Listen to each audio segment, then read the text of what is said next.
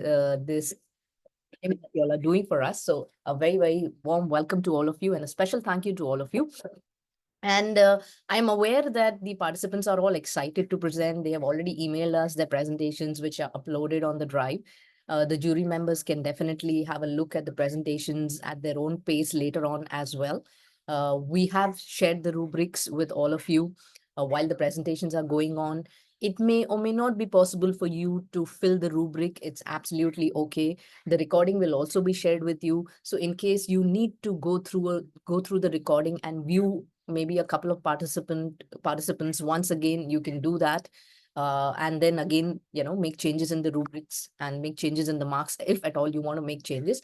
More than marks, the whole platform here, the idea is the reason why the rubric is shared and the reason why assessment, the marking is done, even though we don't want to do it, is basically to help us understand that, okay, who's the deserving candidate? So that's the only purpose of the rubrics being shared and the marks being given to the educators.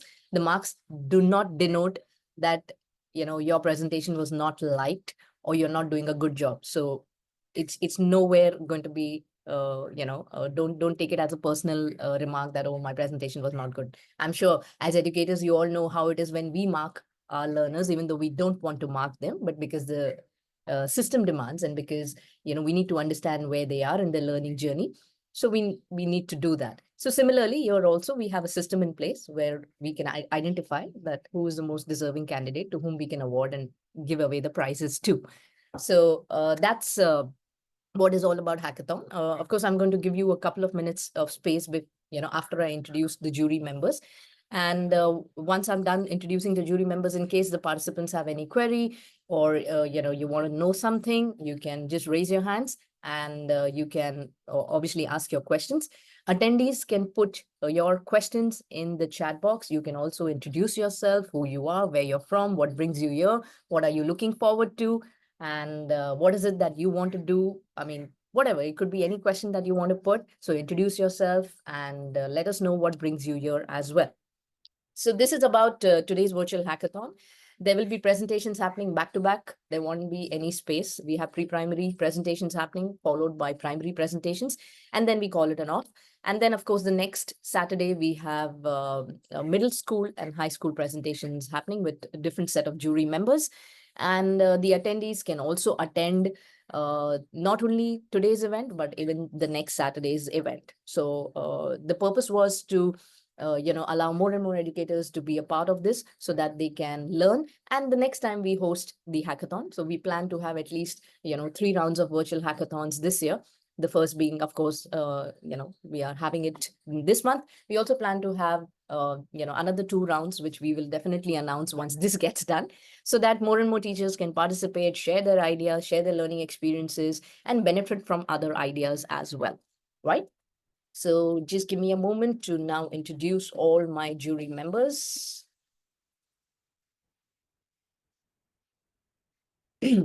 All right, I would like to start with Miss Nagma. Miss Nagma is a core team member of Teachers Help Teachers. She has always been a great support to us, whether it is EduStar Awards, whether it is any event, whether it is THT Meet and Greet. She's always been there as a support for us. So Miss Nagma, we welcome you today. A little more about Miss Nagma. She's a Cambridge International A-level teacher at JBCN. She is also a teacher trainer for Cambridge Primary, Lower Secondary IGCSE, and A-level for MISA, and Cambridge University Press and Assessment. Apart from that, of course, she is involved with various other initiatives, and she is, I think, an angel for us, because I remember when we hosted our EduStar Awards, she was our top 3 EduStar, and that's how we have Nagma with us as a part of the core THT team. We also have Miss Chaitali. I don't know if she's here. Miss Chaitali, are you here? Miss Shaitali hasn't, she's here, Yes, I'm there. Hi, guys. Yes, can I add you as a pin? I think my camera has some issues. Can you see me, Rakhi? No, I can't see Oh, you. my camera has some issues, so I'll Okay. resolve it. No issues. So I'm just going to add you. So Miss Chaitali is also a part of core team THT, where, yeah, we saw you. So she's also a part of the core team at THT, where again, her support and her mentoring counts a lot. So thanks to all of you that we are able to do what we are able to do and, stride ahead with confidence. So I'm really, really thankful to Ms. Nagba and Ms. Chetali for being there today. And moving to our next jury member, we have Ms. Greshma with us. Ms. Greshma is a founding principal, pedagogical leader, and an advocate for holistic teaching learning practices from from Bengaluru. She, of course, our association dates back to I don't know how many years ago, and Ms. Greshma has been actively involved on our platform as well. She has been giving sessions from time to time and always willing to share her knowledge. So welcome, Ms. Greshma. Thank you. Super Then excited. thank you so much. We are also super excited. Then we have Miss Ritu, who is an IB workshop leader and a PYP coordinator at Fountainhead School, as well as a teacher trainer. Miss Ritu has recently done a session with THT, and that was very well received by the audience. And Miss Ritu, we look forward to having many more sessions in the coming year, in this year with you. And we welcome you to our virtual hackathon. And thank you once again for being a part of this beautiful event where all the teachers come together to share their ideas. Okay, so now that we are done, and the fourth jury member is me, that's Rakhi, and I'm equally excited to be a part of this event where, of course, as I said, that we have been doing this physically. The video that I just shared with you, it was done last year in New Delhi. We also did our physical hackathon with Somaya College in the month of December last year, where we had close to 120 participants showcasing their teaching aids and ideas. And yeah, it was like, a live wire event that we experienced. And this year we thought that, in order to provide access to a lot other teachers who couldn't participate, let's do it virtually. So that's how we are here doing this hackathon this year virtually. Now, now that I'm done introducing all the jury members, I would like to know, in case any of the participants have any question before presenting, anything that you would like to ask, any butterflies in the stomach.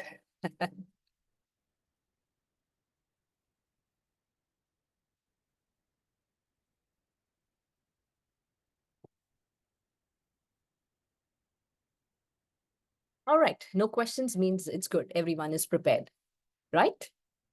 Okay, great. So I request all the participants, if you all could turn on your camera so that we know who's going to be presenting. And then, of course, we will be announcing your name, but I would request all the participants to turn on your camera at least.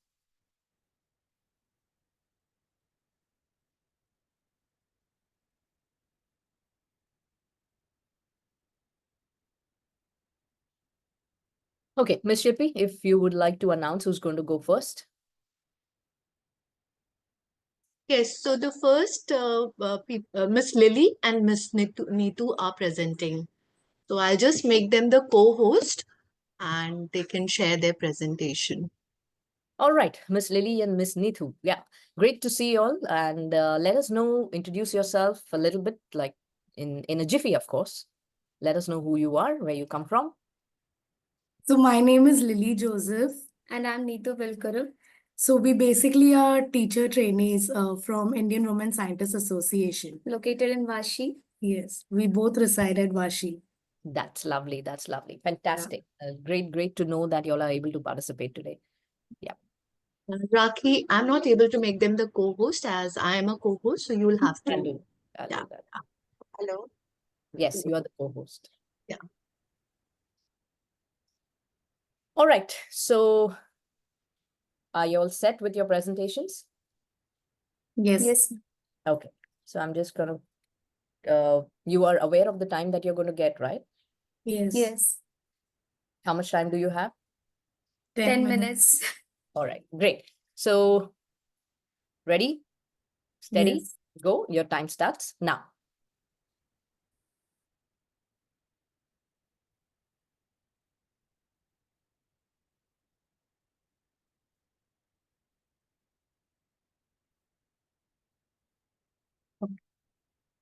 So, good morning, one and all, and our respected jury members. We are the teacher trainees for the current batch from Indian Women Scientists Association, as introduced Lily Joseph.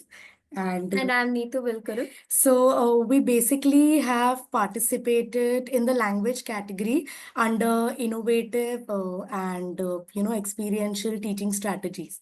So, our topic for today is basically ET and ET word family, and this is through play. So why we have taken play is because we feel that play is right now not a luxury, it is a necessity in every child's life. So it brings excitement. It is always fun learning through play. So quoting Dan Ackerman, play is our brain's favorite way of learning. And we have basically taken two games. The first one is tic tac toe. I'm sure you all must have played it with X and zero. So the only difference is we have changed the X and zeros with AT and ET word family. Okay, so the AT word family that we have chosen for this particular game is hat, bat, mat, rat, cat, and ET family word family that we have taken is net, pet, set, jet, and wet, as on your screen. So we these are the teaching aids. We have considered making best out of waste. So these cartons were about to be thrown out of our class. So we took those cartons and we made flashcards out of it. I'll as displayed in the presentation. I'll also show you all. See. So this is the word mentioned HAT, and right behind it we have the picture stuck to it. As we go forward, you will get to know the multiple uses of these aids. About ET, this is the picture of a net, and this is the ET word. So we have stuck ribbons on it for the first game because we've asked every child to wear this and play the game. So it's hassle free for them.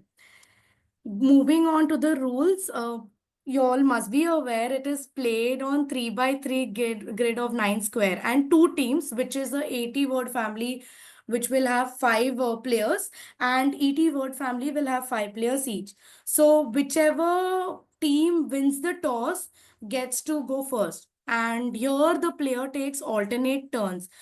Okay, so their task is they have to form the row of their word blends. It can either be horizontal, diagonal, or vertical. Okay, and whoever wins if at all the spaces are filled, it's randomly filled by the AT and ET word family, then it's a draw. Okay, so this is how, just to show you all, this is how the game would, the final end game would look like, considering if the AT word family wins. So they've made a diagonal row, which is cat, bat, and mat. All right. So I'll talk about the areas of development that takes place here. So first thing is, one second, ma'am. Okay, so first thing in areas of development comes the cognitive development, wherein problem solving and critical thinking takes place here. Why is because the child, when they hop in the square, they have to make sure that they are close to their team member. Considering AT word family, if cat has hop, so when it's bat's turn, he has to see whether he's somewhere aligned to cat to help the team to form a row. So your alertness also takes place, and then when they win, emotional development obviously takes place because it brings out happiness and joy in them. Okay, and about social development, as mentioned in the rule, because players are asked to take alternate turns, so it kind of instills discipline in them, wherein they have to patiently wait for their turn and not, barge in immediately when the AT or their word family is going. So next game that we have chosen is bingo, and this game would be explained by my friend Neetu. Over to you. Thank you, Lily. Okay, our next game is bingo. So I hope you all enjoyed tic-tac-toe game. As we pre-primary teachers are hard pressed with time, so what we do is if we make one aid, So we make sure that we can use it in multiple ways. So these flashcards which were used in tic-tac-toe game, we have used in bingo game. So how we'll use it in bingo game is, there is a bingo card, right? So in bingo card, the numbers are present randomly. But instead of numbers, we have taken this 3-letter word and picture of it. So how the game goes is, the teacher will pick the flashcard and show it to the children. For example, if the teacher shows a cat picture, so the child has to look for cat picture in it. Okay. So if the child sees a cat picture, and the child will point it out and say bingo. But like, if there is a cat picture, if there is a cat word and there is no cat word in this bingo card, so the child cannot say bingo because there is no word in it. Instead, it is a cat picture. So there is no bingo. So in this way, the children can make rounds in this, like take rounds and play continuously that way. So the areas of development are cognitive development, social development, language, and motor skills. So in cognitive development, the children can, children has to be attention and listen to the instruction. In social and emotional, they will be confident, because when they say bingo, they will raise their hand and say confidently bingo. And there is interaction also. And in language and literacy, there is a vocabulary building. And the main thing is, when they play the game, there had to be hand-eye coordination. If the teacher is showing this cat, so the child should be aware that cat teacher is showing, and the hand-eye coordination should be there in the card also. Okay, so the uses of the aids for nursery. Over to you, Lily. So basically, there are multiple uses of these aids, and one of the uses that I told is, first one is you can wear it this way. You know, the child is supposed to wear it and play the game. And apart from that, we can also use it as flashcard with the bingo game, either show this word or either show the picture. And one more use that we have a surprise is basically a dice. So we can stick the flashcard on the dice, okay, either a word or the picture. You know, when you flip the dice, so it brings in excitement within the child, yeah. And then with the word, we can either tell the child to, you know, what word do they read. So that builds in vocab. With the picture, we can maybe ask the child where they have seen. For example, in the picture that we have taken, wet.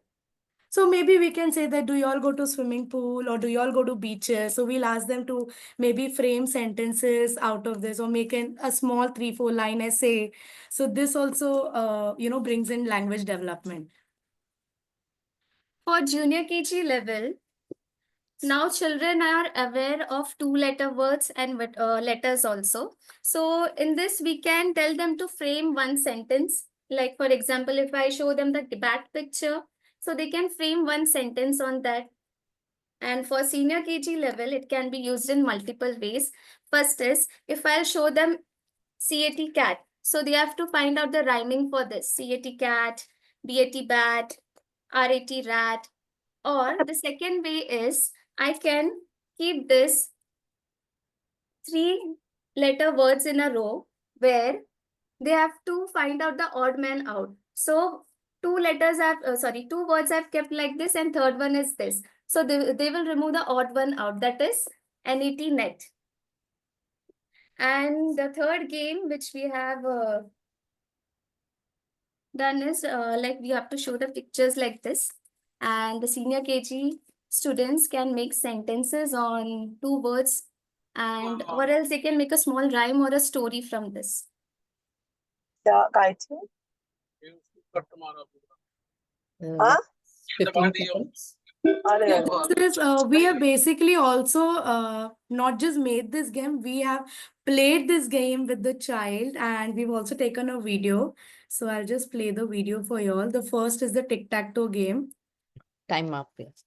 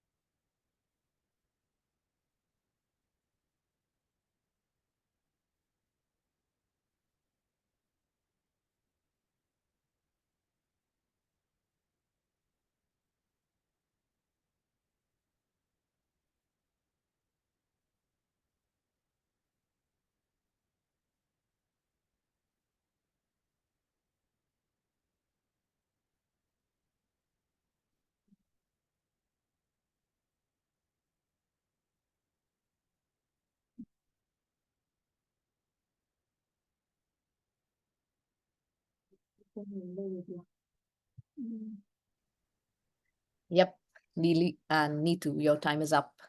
You Okay, need ma'am. So we have put this in the presentation as well. I'm sure you all must have seen that. definitely the So jury over to members will go you through. all. 1 second now. Yeah. So, ma'am, learning while playing and doing is the best and most effective form of learning. And I hope you all agree to this. Thank you, ma'am. Thank you so much. Thank you for sharing your ideas. Any question, jury members? Attendees, you all can obviously put your doubts in case you want to ask something, and in case you want to really, you liked it, you want to give a thumbs up, cheers. Yeah, they've come here, they are trainee teachers, they are coming and sharing their ideas. I think we must really give them a loud clap. Thank you, ma'am. That's lovely. Any questions, jury members? Uh, I just want to know, Lily and Neetu, when you had this game in your class, I mean, what was students' reaction and how did they respond to this activity or this engagement? A, and then B is, were you able to cater to different students' need? Because we understand that in class, students are of all kinds. So were all of them were engaged in the activity? Yeah, thank you. Basically, in tic-tac-toe game, which was being played by Neetu, so we had a mixed crowd. Okay, so it was catering from age group of 4 years till 7 years. All right. So you can say that tic-tac-toe game caters to a higher level that I've noticed because 4-year-old we had to literally guide them, so that made me think upon the game that yeah, it was meant for the game for senior KG, first standard, maximum second standard. Okay, but for junior KG, it was still we had to guide them as mentioned and as shown in the video. You will be able to understand.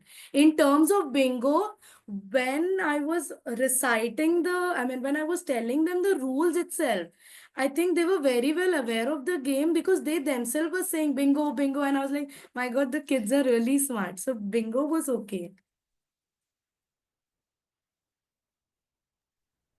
Thank you. Thank you, Yeah. ma'am. Thank you, ma'am. So what was the age of the kids in this tic-tac-toe that you all made them play? 4 to 7. It was a mix crowd. Mix. Yeah, because I could see some real small kids. Yes. Yeah. So were they being placed or you were asking them to place themselves? No, we initially we basically when we were telling the game, we explained them very nicely. And after that, And after that, what we did is like for senior KG, it was easy, but for junior KG, they felt little difficult. So we guided them for that. So for senior KG, CAT, CAT and all was easy. Hmm. Hmm. I have one question. If I have to ask you, based on your experience when you did in your classroom, if you could roughly give us a percentage of student engagement in it, like how much percentage do you feel were the students engaged in the activity? Uh, yeah, go ahead. okay, just give us a moment for this. Sure.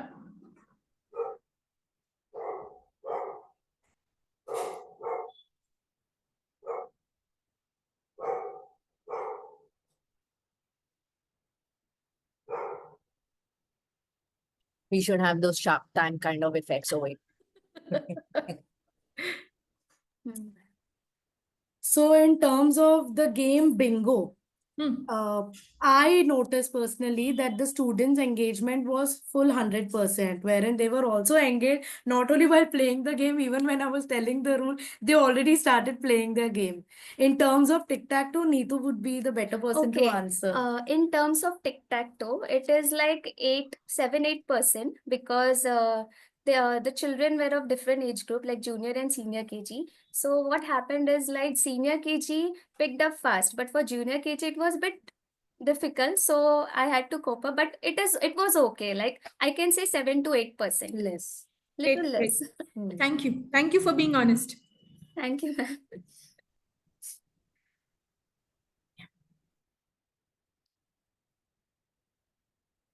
Any other questions, jury members, or should we move to the next? Move to the next.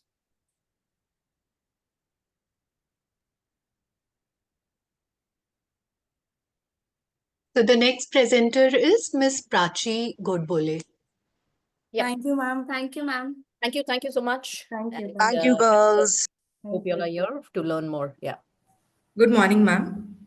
I am Prachi Godbole from Podar Prep. I am working here as a headmistress from past 1 year, and I have been working with a school in Nasik, Little Wonders International, as a teacher and a curriculum developer for past 10 years. So I would like to present my screen, but I want one promise from you all. That one promise is you're not going to be an individual person, but you are going to interact with me as a 3 or 4 year old. So then it will be more interactive. That is what I feel. Please allow me to share my screen. Yeah. We will remove our jury cap and we'll wear the learner's hat. Sure, ma'am. I'll be more comfortable with my students rather than being with individuals. So, before starting, I would like to tell you one story. So, are you all ready for the story time? Can you show your thumbs up? Yes, okay. So, one day, one of my friend, she was having a weekend, okay? And with her mother, she decided to go and water the plants. So, she was watering the plants with her mom. And suddenly, she saw something near the soil. Mama, she shouted. And then, you know what happened? She ran away to mom and there was something wiggly wiggly. Do you know what was that? Keep guessing. Okay, and then mama said, what happened, my dear? Then she said, Mama, there is a small tiny snake. Snake. Really? Okay, let's go and check. So Mama went with her and started watching. Oh, my dear, it's not a snake. It is an earthworm. So, do you know what is an earthworm? No, Mama, I don't know. So, let me tell you something about the earthworms. Okay, are you all ready now?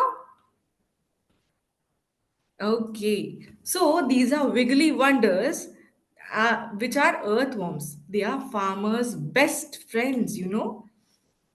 And they do look like a snake, but they are not harmful. They are best friends of farmers. Like you all have best friends in your class? Yes, they are best friends of farmers. Okay, so I'll not be reading all these because it makes boring. Okay, so you know what? What are worms? Earthworms? They are small creatures that live in a soil. And you know what? They don't have eyes, but they can feel when you walk nearby them.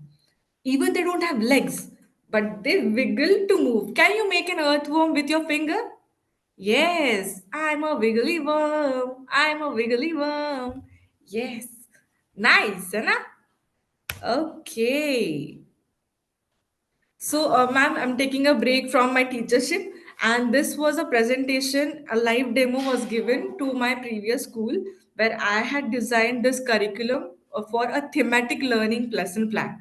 So, this was their reaction actually, and basically, they were given a magnifying glass as well to observe the scales on earthworms. And then they observed that it is not having any eye or no legs is there, so they were experiencing fun. So this is what I wanted. And somewhere they have a fear कि हर एक चीज snake है. So I wanted them to, you know, get acquainted with these earthworms, that actually this is something useful for us. Why this idea came to my mind is basically they have a fear, and हम जब बचपन में थे हम लोग बहुत मिट्टी में खेले हैं, but these children they hardly go to any places as such, and they don't experience all these things. And also one day my daughter asked me, मम्मा हम लोग ये किचन वेस्ट है ना, ये इतना सब बाहर फेंकते हैं, why can't we reuse it? So that idea struck my mind, and then we actually in our house are having vermicompost. So that is how it came into existence with my lesson plans. Also, after that, I tried exploring more. After this live demo, we told them about the worms are like nature's recycling crew, and they eat dead plants and leaves. And you know what? We can ask our parents to set up a vermicompost where you can throw your kitchen waste. They are going to eat it and give you a nice fertilizer for your plants. Isn't it wonderful? Yes.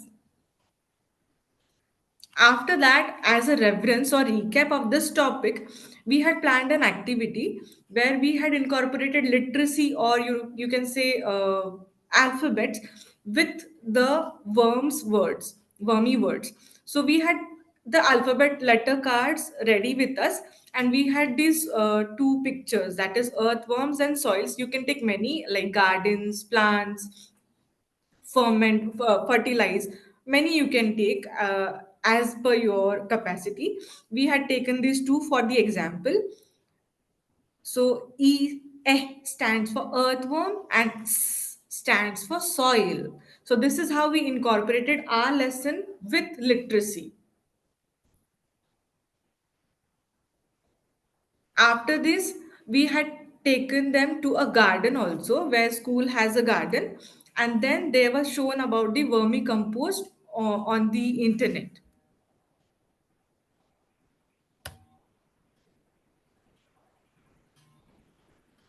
And then when they had touched the earthworms, they actually can feel something jiggly wiggly, also ticklish.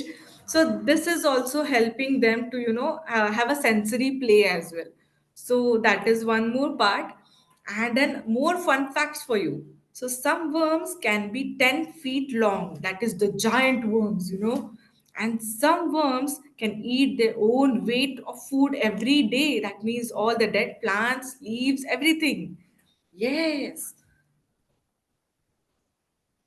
So, where can we find worms? Take your magnifying glass. Okay, you can find the worms in your gardens, under the rocks, in the compost bins, wet soil after it rains. Okay, let's be kind to worms. They are very tiny superheroes and the champions of nature. So promise me that you are going to ask your mama and papa not to throw the kitchen waste but have a setup of vermicompost. Yes? Promise? Okay. So thank you, ma'am. That was my presentation. Great, Prachi, much before time. Thank you so much, ma'am. Yep. Any questions? So you did this activity, or you helped the teachers to conduct this No, activity? ma'am. I was actually a curriculum planner for thematic learning. So I have designed this curriculum for one particular month. And for a week, we had all these activities going. Okay. Like for the last week of every month, we had the thematic plans. And for that, I was the in charge while I was the teacher. So I have Okay. developed this curriculum. But my question was, did you do this activity personally with Yes, the? ma'am. Yes. So, how much? Yeah, I kind of talked on percentage. For me, it gives me a better idea. So, how Okay. much, according to you, was this student centric or teacher centric? If you have to give percentage to both. Ma'am, I would say it was 50-50. Okay.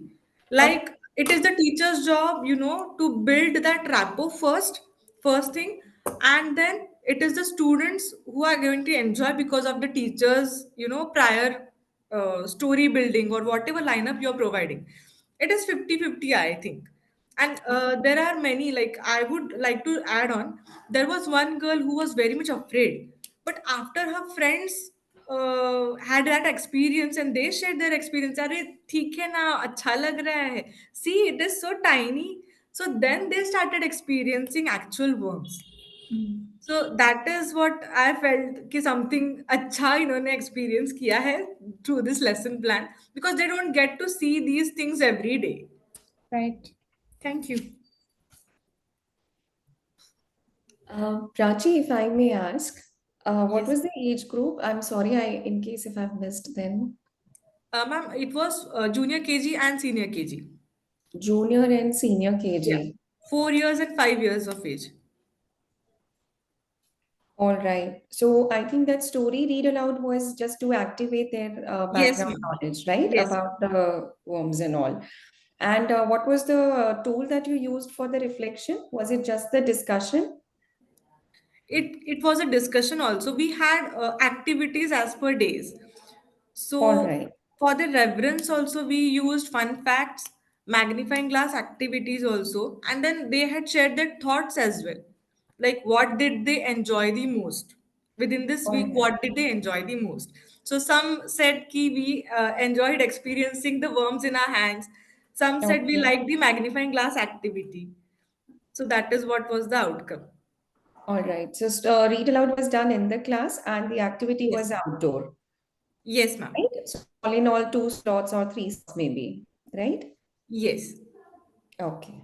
So you Thank you. arranged for the tub full of earthworms for them to Yes, ma'am. experience, and then you took them out as well.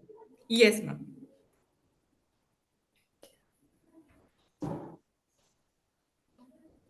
Got it. I hope you enjoyed the lesson plan. Yes, thank you. Thank you so much for presenting and sharing your idea. So, I Thank understand. you. I understand that, it takes a lot of planning and courage to come here and present your idea in front of everyone, in front of team members, in front of attendees, because first of all, it shows that you believe in yourself. That's the time limit. Yeah. Yes, ma'am. First of all, it shows that you believe in yourself. And secondly, it also shows that you're not afraid of sharing your ideas. So kudos to Yeah. you. Thank you so much.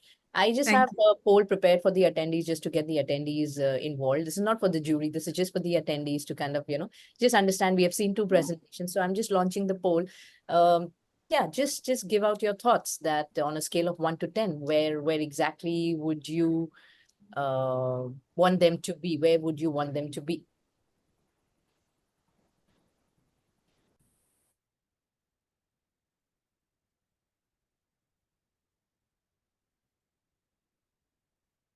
Great. A lot of support being shown by the attendees for both the presentations.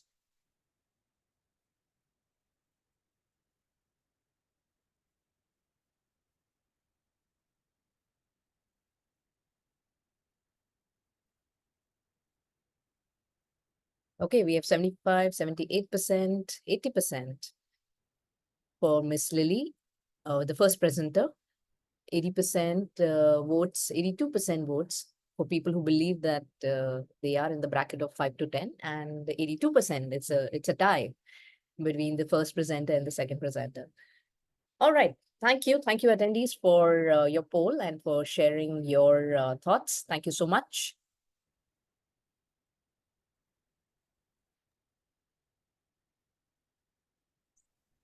Just sharing the results. Are you all able to see the results?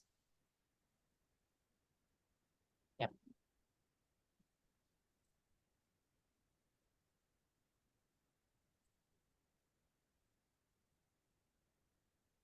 All right. So we move on to the next presenter. So the next presenter is Miss Rashida Electricwala. She'll be presenting on language.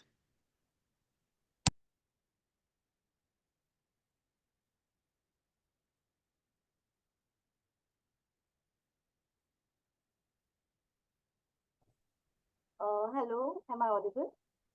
You're audible, but your voice seems to be a little low. If you could. Can you just give me a minute so that I can wear my headphones and then Is everyone able to hear Rashida, or is it just that I'm finding it low? No, It her is voice is low. low. Yeah, quite low. Oh, okay. Just give me a minute, please. Sure.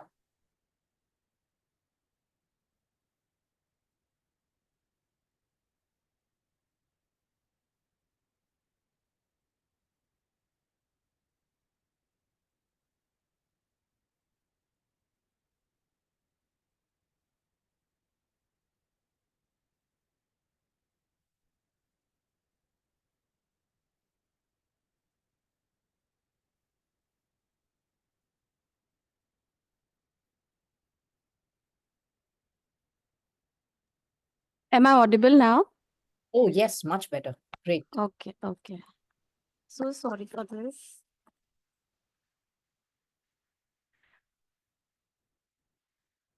And am I visible?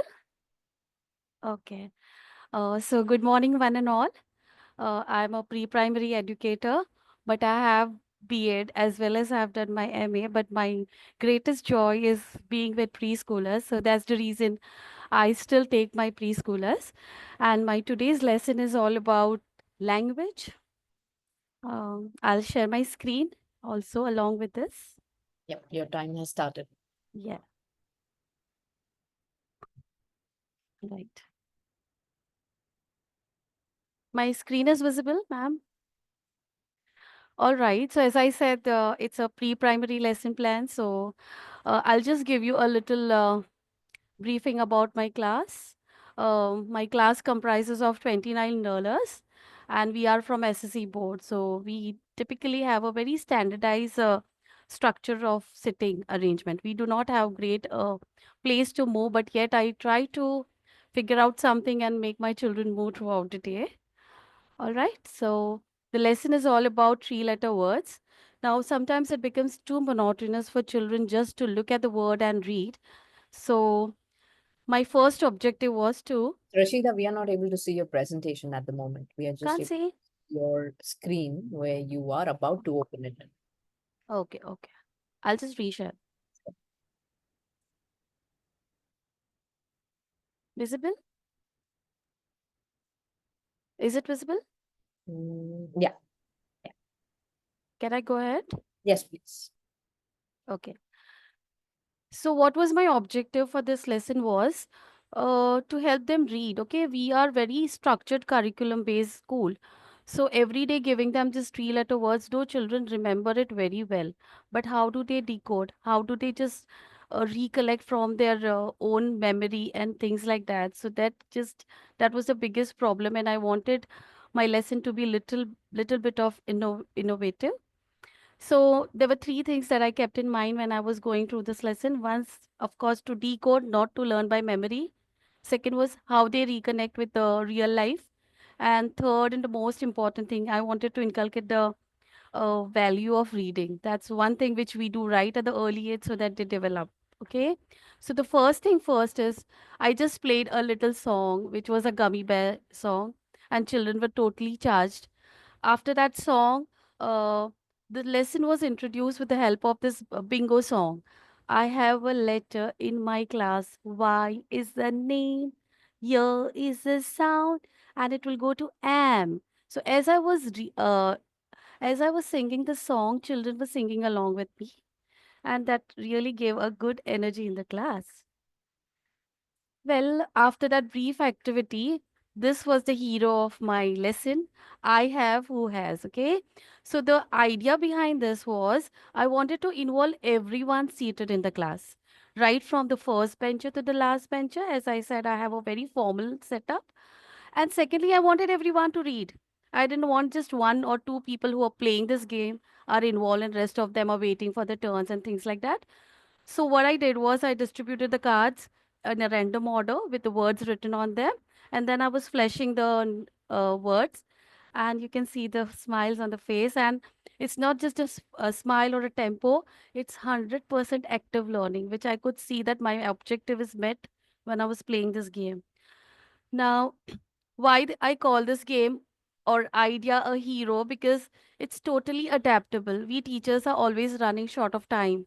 We have to manage multiple things. Also, the board pressure, the SSC, IB, CBSE all have different pressure. We have minimal time. I'm sure everyone will agree this.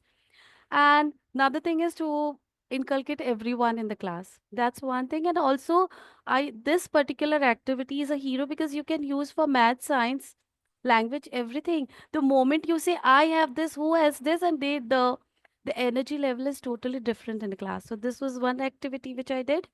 Minimal preparation, the cards, distribution of the cards, and they are sorted. Now, this is another hero. These are the simple spell sticks. Your spelling sticks were given to the children. They look very easy and simple. And when they read the word, your am, okay, it's very easy for them to say YAM But when they're arranging, trust me, the things that are involved in it is to another level. We feel it's very simple for a children to even represent on the paper, but when they're arranging like this, it took them time and efforts. Okay, so this was my second activity. Well, the participation percentage in the class was around 87. Uh, 2 to 3% of the class is just because they were sick and they were little not okay. So I did not coax them to come out of the table and things like that. But this was something which I could see that children were actively learning, they were participating, and they were reading with ease. Now, this was a recap. Okay, I just set cards along with M family and other family as well. I gave them uh, autonomy to choose whichever word you want to write. Please write it. Now here I was testing their writing skills as well, and they wrote.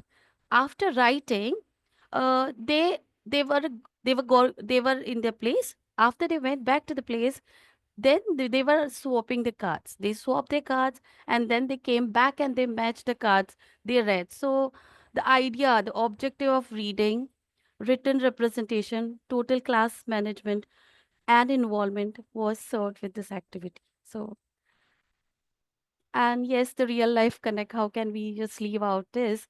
So yes, when they were matching the labels, this happens even at home, even around the surrounding, even when they see something which is written on the board, they immediately come up and say, ma'am, this is ma'am, this is co-app. Okay, so my purpose of extending the activity to real life was done with this activity. Thank you. And I would now like, if I have time, I can just share a video. Do I have time, ma'am? Yeah, you have time. Okay.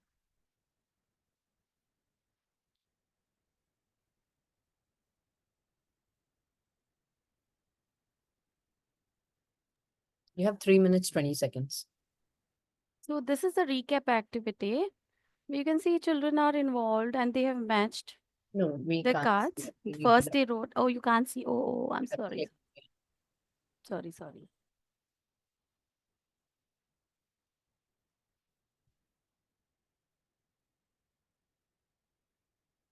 Is it visible? Yes, it is. So your learners are writing. The first part was writing, and the second part was they came up, they swapped the cards, and they did the matching. I'll play another video, ma'am. Sure. Is it visible? It's visible, not audible.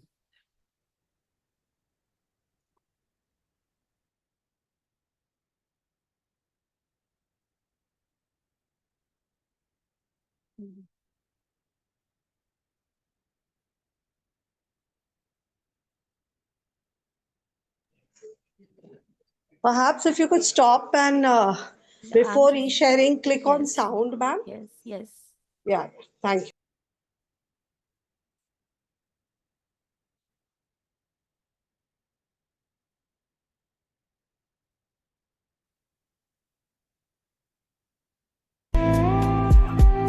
Is it visible and audible? Audible but not visible.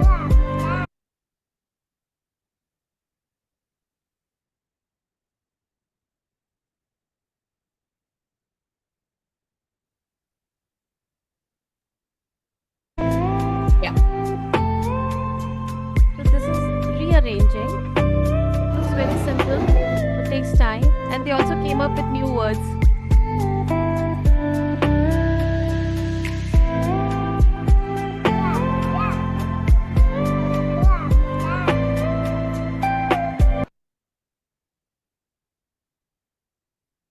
Yes, ma'am. This was. So this is it, ma'am. Great. Thank you, Rashida. Yes, ma'am. Thank you. So I just wanted to ask, how did you evaluate that 87% of the class was engaged? Yeah. So when you look as a teacher, when you are seeing your children, you really don't have to sit down with any parameters sheet with you. when they were out, they were literally reading, they were looking up at the board, they were checking, they were asking their friend. So that gave me a good idea that my class is involved and actively involved. Okay, thank you. Welcome. Rashida, if I may ask, what challenges did you experience when executing this engagement, this task? Okay. So challenges, ma'am. First of all, the strength of the class, and as I told you, seating arrangement. I really have to push my tables behind every time I conduct such activities. And secondly, to even conduct the activity and also shoot a video was the greatest challenge. That's the reason you can't see me because I was single-handedly managing this entire life. Yeah, that's one greatest point about this activity. You can manage single-handedly with a large class and have great results. Okay. Other than that, any other challenge when it comes to students not responding, not getting engaged, or may require, I mean, I don't know, I mean, some scaffolding, maybe you had to do it for some of the kids, something on those lines. No, ma'am, when activity is played, they want to do everything we teachers give them, right? But only thing is sometimes they do not understand that I want them to read the word. Sometimes they just pick up a word and they just come. Then they read the word when they are with me. So that's one challenge that I feel. They just want to run, some of them. That, oh, it's my turn and I want to go. Mm. So before this activity, I'm sure this concept was taught, right? Yes, we just do am family first, okay, and then we proceed to three-letter words. So yes, two-letter family was already taught there. Okay, so Also, that it's done in my own class, and they're familiar with me as well. So, and I know them well. right. So, apart from them going and reading the words, did you use anything else to check their understanding? Yeah, so I do one activity is before washing hands, okay? So when they go for washing hands, there's a time where I keep my cards ready and I say, okay, read this. So this is one more parameter for me to check whether actually gaya ke nahi gaya, it's just happening. Correct. So this is one parameter which I keep always for other subjects as well. Yeah. Also, see, especially what happens is when you're learning words, one thing that I have observed when I was teaching is they are able to read the word. So they'll say like bat, but Yeah. are they able to visualize that how the bat looks and connect with the picture? So Yes, were you ma'am. able to check that understanding Yes. also? So, actually, what happened is I had to remove the picture out of my bad presentation so that I wanted to now check are they actually reading the word or just looking at the bat and reading the word. So, I do Correct. two ways. One is bat, another one is without the picture. Yeah, So, so they are able to, some children are able to read the word without the picture also. They are able to read the word, their but they are not readiness able is to imagine how the bat bat looks looks like. or what is the meaning Yeah. of the word. So So were you that's the reason that recap activity was done with the picture, so correct? that they look at the picture and then they write. Okay. So my purpose was served. Yeah, so I would also like to add maybe, Raki, is it okay to give a suggestion now Yeah, or yeah, Please, sure, yeah? sure. So one thing that we can also do is we can ask them to write the word and then draw whatever the word you yeah, have given. So you will yes. this in one way you will able to immediately I assess. agree, ma'am. I agree to you totally. And I do that as well. But it was just that too many things showing in one frame was not possible. Yeah, yeah, Okay. I agree. I love Okay. this idea. Yeah. Thank you. Thank you so much. Most welcome. Great. Thank you. Ms. Nagma, any questions? No, Ms. Greshma, I think, has done our job fabulously. And I enjoyed this presentation. Thank you, Ms. Greshma. Thank you, Ms. I Nagma. enjoy doing it in my class. I wish I could have actually shown you the excitement of the class. We But, can see ma'am, the we can excitement see on you. your enthusiasm. I think that is infectious. Yes, and the Exactly. I'm videos, always like this when I'm doing my work, so that's it's lovely. I very think natural in me. pre-primary teachers need to have this kind of Yes, enthusiasm. I think every teacher needs to have, but pre-primary teacher need to be like a level above. Yes. yes, yes. Great. Thank you. And Thank you, ma'am. I think your visual presentation was a good, uh, support to help us understand what the children Right. were doing. So that's Yes. something that's really nice. Thank you. Thank you, ma'am. So the next presenter is Miss Alicia Menon. She's a primary teacher and she'll be presenting on science. Good morning. Good morning, Miss Alicia. You can introduce yourself while I start your time. You're on mute. You're on mute.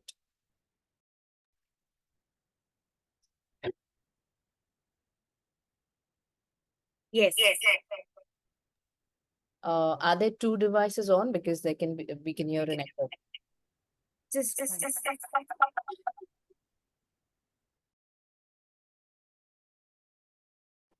Am I audible now? Much better. Much better. Okay, thank you.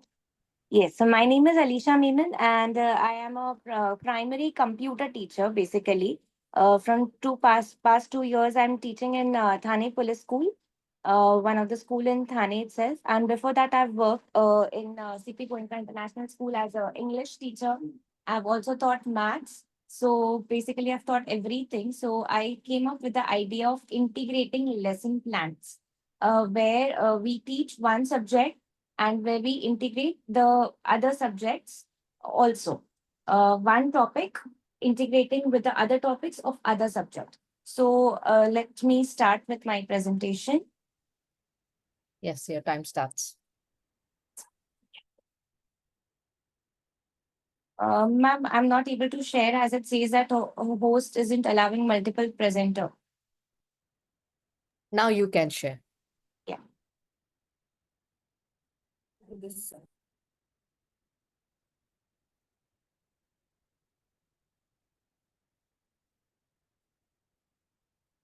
Okay, so my topic is shapes in our lunch. Basically, it is a EVS or science topic, we say. Food, but integrating it with the maths subject, that is geometrical shapes. So by the end of this lesson, students will be able to understand different geometrical shapes like circle, triangle, rectangle, square, along with the food items as per the food shapes, and use food related vocabulary. So here we are integrating English as well. Then understand the concept of money. There will be one activity for the students integrating the math subject, the concept of money, and appreciate the importance of food and eating healthy. Again, here we are integrating the life skill. So this is one of the game that I had developed in Scratch. I will show you by the end of this presentation, where the shapes are matched. So introducing the topic in a fun and engaging way. As I am a computer teacher, so I'm more interested in this technology and all.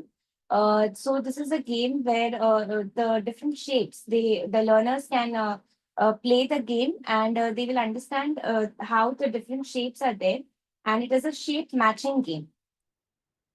Then I have a story where there are two girls, Ellie and Emmy, and they love food. They love a variety of food, but they always find different shapes in them. So once they go to the supermarket and they want to take uh, the some things which are related to some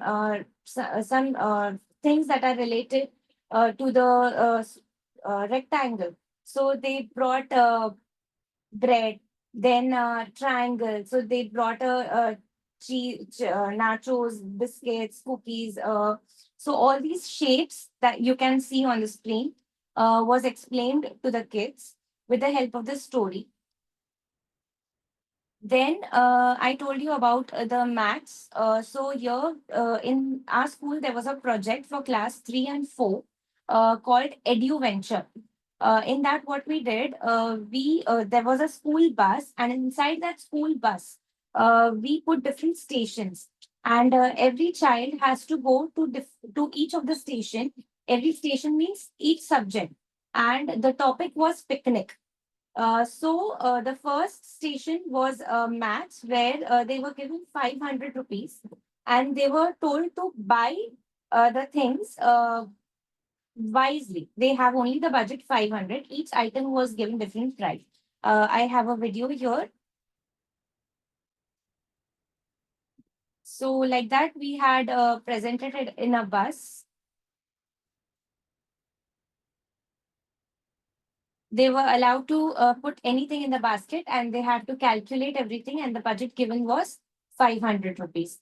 Then it was my station. It was again a scratch game. As I told you, the topic was picnic. So the learners could play the game and could only collect the items which are required for the picnic. I would like to show you this game now. This was the game. So the instructions was also given. Use the arrow keys of the keyboard to help Ben collect the items required for the picnic. So the learners could actually play with the keyboard keys like I'm playing, and they could only touch the items that are required for the picnic.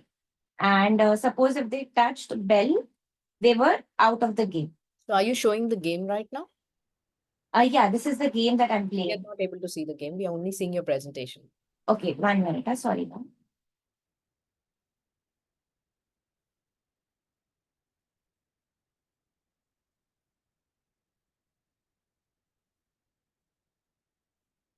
Yeah. I was talking about this instructions. Use the arrow keys to help Ben collect the items required for the picnic. And then this is how the game starts. It was related to the picnic. So we had put different items on Scratch. And Scratch is also there for class 4 learners. So they are learning that also. They are learning to develop such kind of games as well. So we made this game, and as the picnic topic was there, so we connected that picnic topic here as well to make it as a station. As I told you, it is an edu venture. So they could collect the items required only for the only for the picnic. Now, as pencil is not required, they will be out of the game if they play. And then based on that, we had made one worksheet regarding all the scratch concepts, so that we could evaluate them. Then coming back to this. Then in English, they were given about food, they were given those words with the meanings was already explained. They were told to write the different sentences using those vocabulary of food, related to food. How do we describe food? So we have words like delicious, savory, scrumptious, flavorful, delectable. They were able to describe each and every food item which was there present in the previous video with the help of these words. So again, adjectives was integrated. Then in the classroom, once this was done, we introduced the topic of role of food. Like we feel hungry and we get tired, but we should be having enough amount of food. We should only take the food amount that much is required, and we should not waste it. So food is important, but at the same time, we should also not waste it. And also we thought about balanced diet. So the learners were made understood about different nutrients like carbohydrates, proteins, and fats. And the difference between junk food and the healthy food items. So also this one activity was conducted in the class related to this, where different toys were placed, different toys of food items were placed, and they were told to sort the healthy food items and the junk food items. And what happens when we waste food? So this topic was introduced in the classroom. We should care to avoid the food wastage. And we had explained his thoughts about food to the learners. So that's all about for my presentation. And one last thing I would like to show, that game that I had introduced. but I'll just need 1 minute for that.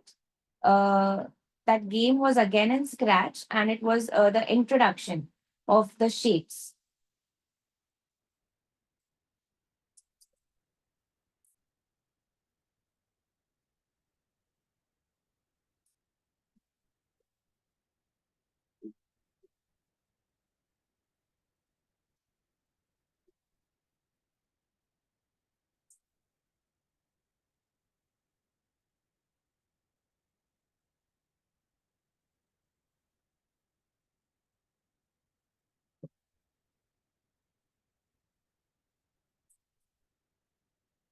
Yeah, I'm sharing the screen.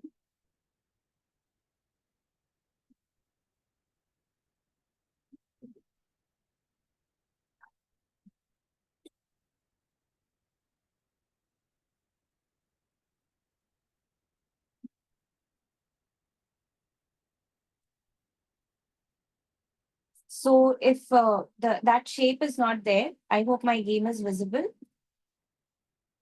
Yeah. So with the help of arrow keys again, we could change the shapes.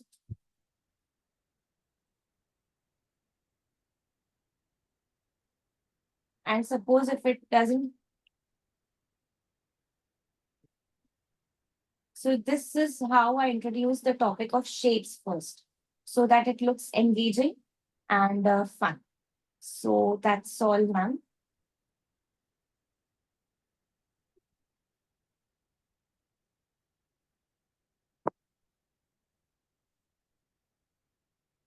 Hello.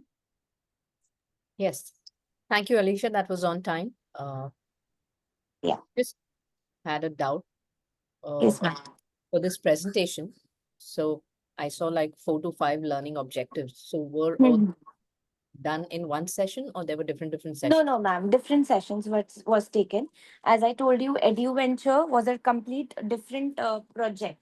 That main aim for that was only to integrate different subjects, and we are not taking pen and pencil exams for the assessment. We are assessing based on all these activities only. So that was a different thing, and this shapes related to shapes was a different project. Not a project. This was a different activity, and that was a project. And food was different. Yes, food was different. Money, food, shapes. Yes, ma'am. So for the food aspect, Food apart aspect, the food, the different shapes, and the money concept was introduced. Like when we go out, so related to money, they were given fake currencies, and they were told to, in the classroom itself, they were told to buy items, and addition and subtraction topics was also taken care of at that particular. and food, I believe, is integrated with EVS. With EVS, yes. Food So- with EVS. So for food activity, were they asked to probably prepare food and serve, or any kind of activity that No, ma'am. As of now, in the classroom, we were not taken. But yes, it was taken in another subject, but it was not related to the topic that it was not included in the lesson plan that I had. Thank you.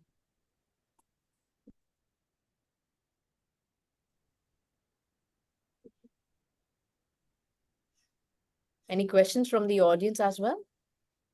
Jury members, any questions?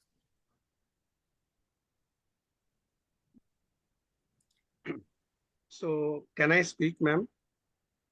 Yes, Prakash, you. Yeah. Hello, everyone. I'm Prakash. So Scratch is indeed a great application to teach coding as well as the 3D shapes. So I'm sure that you must be aware about Tinkercad as well. So Tinkercad application, when we use that, can be also a great opportunity to give learners to, introduce 3D shapes. So it will give you a 3D structure. Yes, yes, sir. But basically, the thing was, as the learners in the school, they know Scratch, so that was the Perfect. main idea to inculcate in that. Perfect. Perfect. It was wonderful session. Thank you, ma'am. So they Thank were you, sir. learning Scratch, and that's how they were able to. Yes, Yeah. yes. Got it. So I think, Alicia, what you mentioned at the beginning is you are trying to integrate different subjects, Yes. correct? And basically connect the dots, which is called the interdisciplinary approach. Now, how are children, I mean, how much do you think is this entire presentation? How much percentage you were able to achieve in terms of actual integration? Yeah, actual integration, ma'am, I think, I don't know whether you will believe it or not, but learners, as soon as they open something, nowadays it has happened that they easily think of some other subject. For example, there was a topic, there was a I don't remember exactly, and I Huh. don't teach English.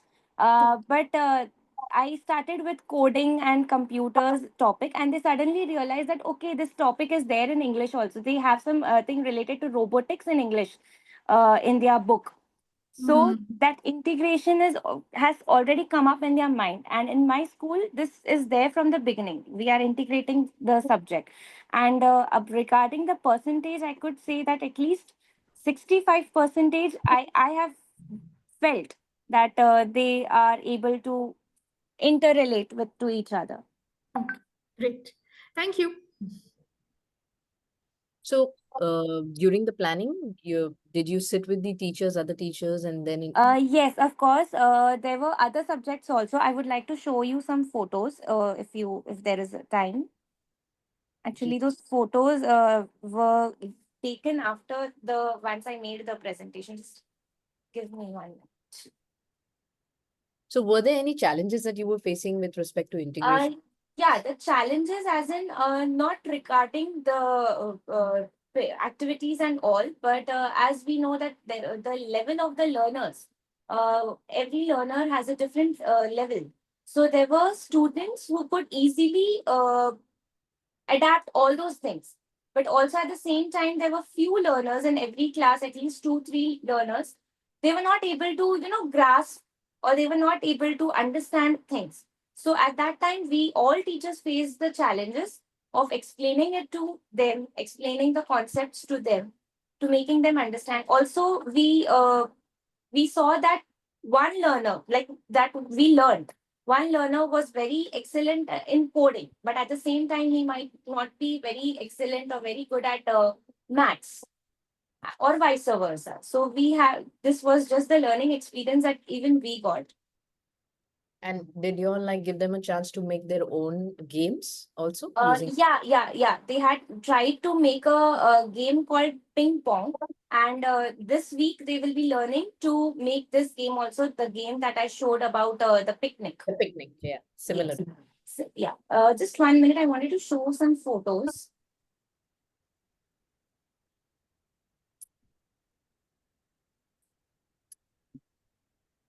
So, your presentation that you have uploaded on the drive, please add your names also to that. Yeah. Sure. We'll send a message as well to all the participants that when you're uploading your presentation, please add your name so it kind of serves the jury I member. have added my name, ma'am. In most of the presentations, the names are added. Okay, great. Yeah. Just to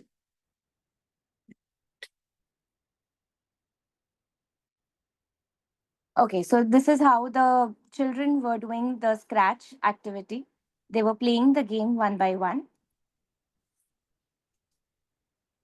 Then we had also made it in Marathi. Ma'am asked me about whether we sat with different teachers and we discussed. So this was the bus activity. The Marathi teacher came up with this thing that they have to make burger, but they will read the instructions in Marathi. So here the Marathi concept was integrated with food. This was a part of the project. That bus adventure, yes. Wow.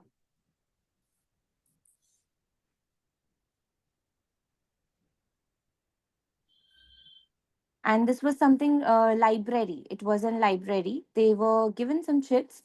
They were told to pick a suppose if there is a book name, so they have to find out what type of a book it is. and then they have to search, and then they have to read, and then there was some activity. With this, I am little bit not sure as I'm not teaching. The other teacher was taking care of it. In the bus, they were doing that activity of food, they were calculating. And we had actually also kept a donation box. Okay, and in maths, outside the bus, the pattern concept was there, something related to pattern. So this was done by maths teacher. My main thing was coding and EVS, food related things. And we had also kept a donation box where again the life skill concept was there. So out of as I told you, we had given them 500 rupees. So they had to do it wisely. Their budget was 500. They have to take all the things, and then there was a donation box for them to understand the importance of donation.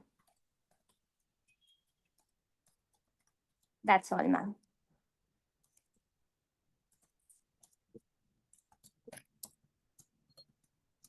Yep. Thank you. Thank you so much.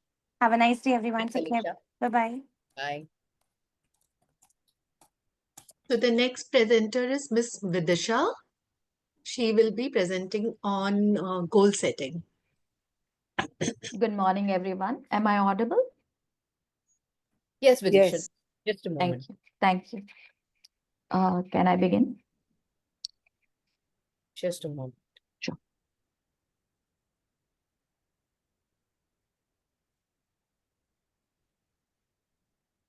Yeah, you can introduce yourself and we can start. Thank you. Good morning, jury members and my fellow teachers. I am Vidisha Dubey, and I have been an early years educator for many years.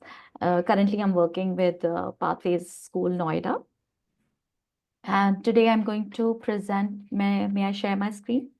Yeah, you can. So today I'm going to share a plan and a strategy about implementing goal setting in early years, which is a slightly complex topic, keeping in mind that the age group is early years.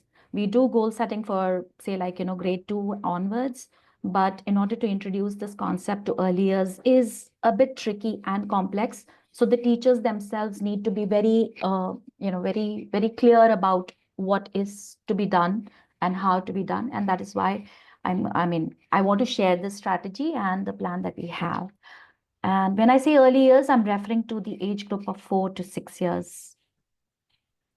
Before we get into the plan and the strategy, it's important to understand why we should have goal setting. And that's kind of a perspective, I would say. Not everybody would be, identifying with it, but I would want to share here. So the objective with having goal setting in early years, with this, we are able to create opportunities for students to have individualized learning, differentiated learning. They can define their own success criteria. They can exercise their voice and choice. They can self-assess themselves. They have a lot of opportunities to reflect. And of course, all of these things together does bring in a lot of confidence to the young learners. And this is also a process with which parents can become an explicit, contributors to their child's learning. So I'll begin with the plan. So this plan is spaced out, say, like it depends on the requirement of the grade or the class. What we do here in Pathways, this is roughly spaced around in 2 weeks' time. So the first step towards this plan is to unpack the term and the phrase goal setting, because these are young learners with restricted and limited vocabulary, which they are still developing for themselves. So it's important to unpack that for them. For this, we have different provocations. The first one that we have is we take the early years students to the infants and the toddler rooms, which we also have in our school. So they go and they spend time with them. They observe what the children are doing, how are they being, taken care of, or how they are supported, or how much of support they are needing from the caregivers which are there in the toddler and the infant rooms. Once they are back from there, then we again have another provocation, such as the one you see in the picture, wherein we set up, kind of a space for them to explore objects and articles and items which probably they would not be using now because these are infant and toddler items. So you can see a pram, diapers, rattle, the romper, dress, things like those. Children again observe and notice, and then they try to make sense as to what these are and who would be needing and whether they can use, even if they want to, would they like to use, or if they can use. And then children do make connections because somewhere some of them have younger siblings also, and because they have already visited the infant and the toddler room, so they do get a sense that these are the things which is not for them because of the size and because the way they look. And then, like, we ask them that, okay, why don't we use diapers? Or why can't we use bibs for ourselves? Why do we have bigger aprons? And with those prompting, the children are able to, make connections that because we are growing and we are learning, so that's why we are becoming more capable, we are becoming more efficient, which makes us more independent for our age at this point of time. So I don't need a milk bottle. I can drink my milk from a cup or a glass. Then again, to further unfold this term for children, there's another provocation that comes in very handy, and it is very effective as well, because these children earlier they use a lot of scissors, which are child-friendly scissors, in their classrooms. So from there, we try to bring that concept that okay, there are other scissors as well, which are used, such as the ones shown in these pictures. So these are different professionals, and they have scissors for their own profession. And then we throw them the idea that because you already know how to use scissors in your class, do you think you will be able to use these? And then again, the discussion unfolds, and wherein the children do come up that, these scissors are very, very different from the ones we use. They look different, their size is different. The gardener bhaiya is using both the hands instead of one hand. And probably we will not be able to use them because our hands are not yet big enough and strong enough to use them. So from this engagement, we bring in the idea that yes, we are using certain things right now, but in order to use it late, something like this, we need to learn, and it will happen with time. It won't happen like today. So it will take a little time to develop these skills and become more efficient with these skills, and then pursue it further. And with this, we also try to bring in the concept of, different professions for children, to kind of build a base for them, that where we are, heading to. So with these provocations, like I was saying, these are the objectives these are the notions which we expose the children to, wherein learning something new, enhancing their current knowledge or skill. Learning is a long-term process, that there is a process to learn and become something, and focus through goal setting. If we have a goal, we can work towards it and achieve that. Then comes the step 2 of the plan, wherein we encourage the children to identify a goal for themselves. And stories and songs come in very handy for this age group because they are very relatable to children. So here are some of the examples that I've put for the stories which we use for goal setting. And through these stories, we again not only unpack the words, but also the emotions attached to this process. Like, it is okay to make mistakes. And there might be mistakes when we initially start something new, but that doesn't mean that we should not be taking that risk and starting something new.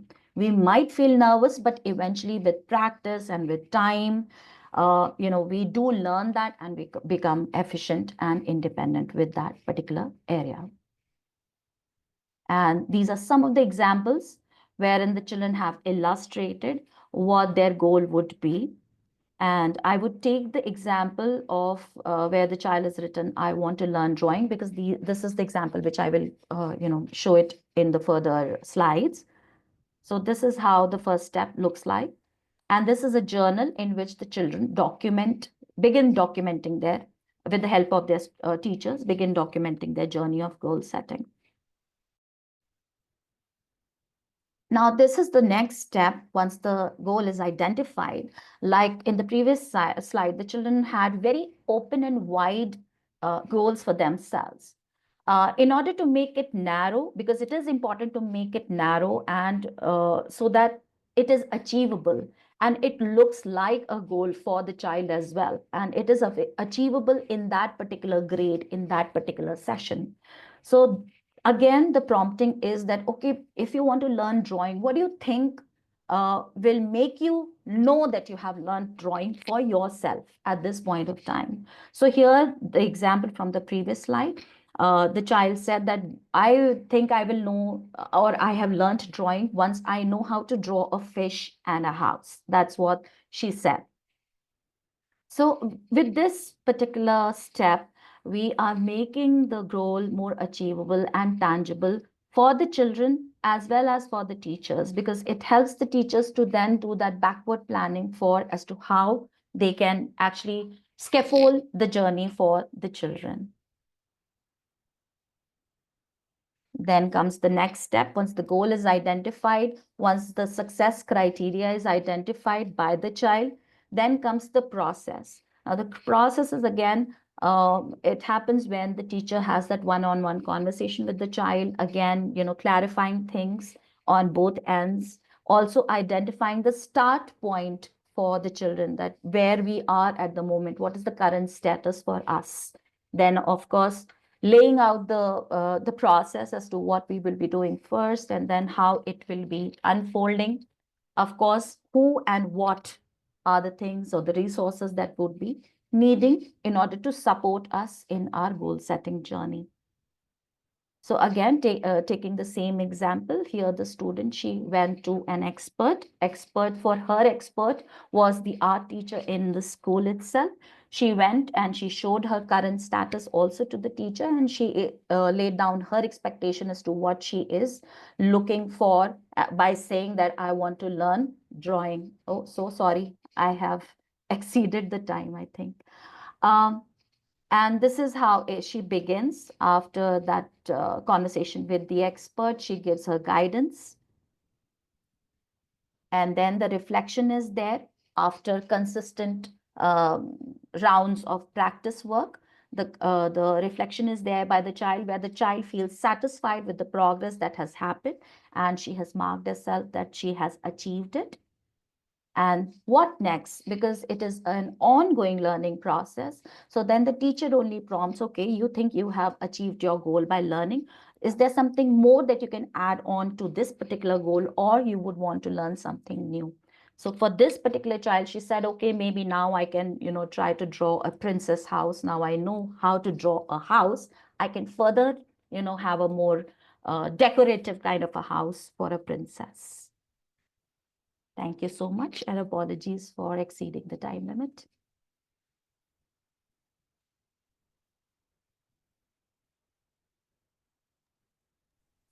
Yeah, thank you. Thank you, Vidisha. I was you. very curious to understand the reaction of the kids. So do you have any video when you're doing this activity? Actually, like I said, it's an ongoing process, and it's not done within weeks. Like 2 weeks is the time wherein we are unpacking, we are trying to identify the goal, the success criteria. So that is spaced out, say, like in 2 to 3 weeks.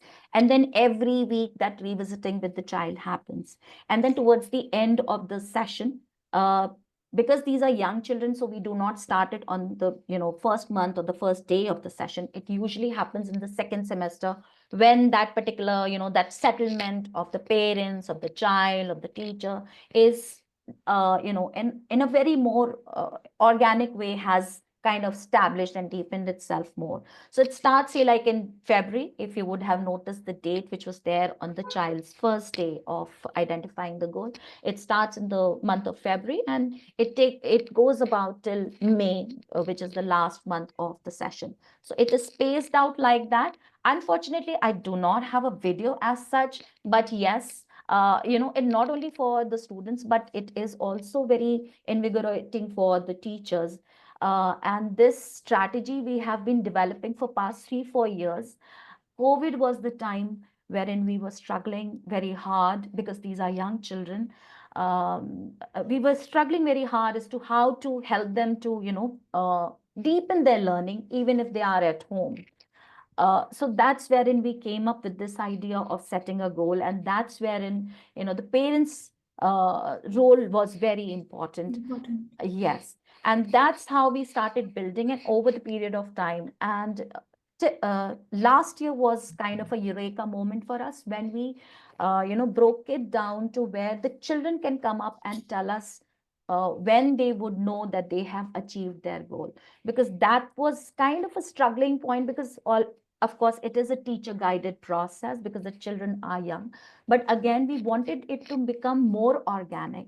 So that was the time when we asked them that question, and the things became so smooth and so easy. Like, this is one of the examples that I had shared in the video, but there are multiple. Like, children said that I want to learn to see time, but the child was in nursery. It was difficult to, bring that idea, but we still could break it down. Okay, this is the clock, how it looks like. We know the numbers in the clock. There's the shorthand, big hand.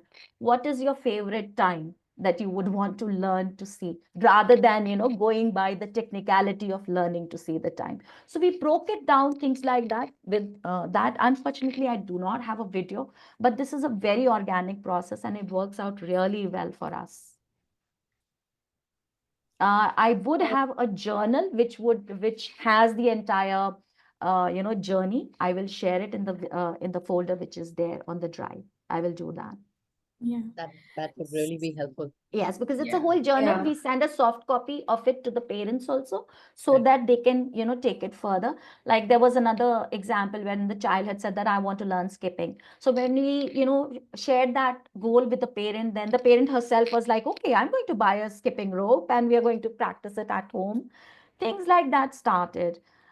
So yes, it is a very impactful process for us. On Yeah. a quick note, Vidisha, if I can ask, Yes. in your timeline of goal setting, Hmm.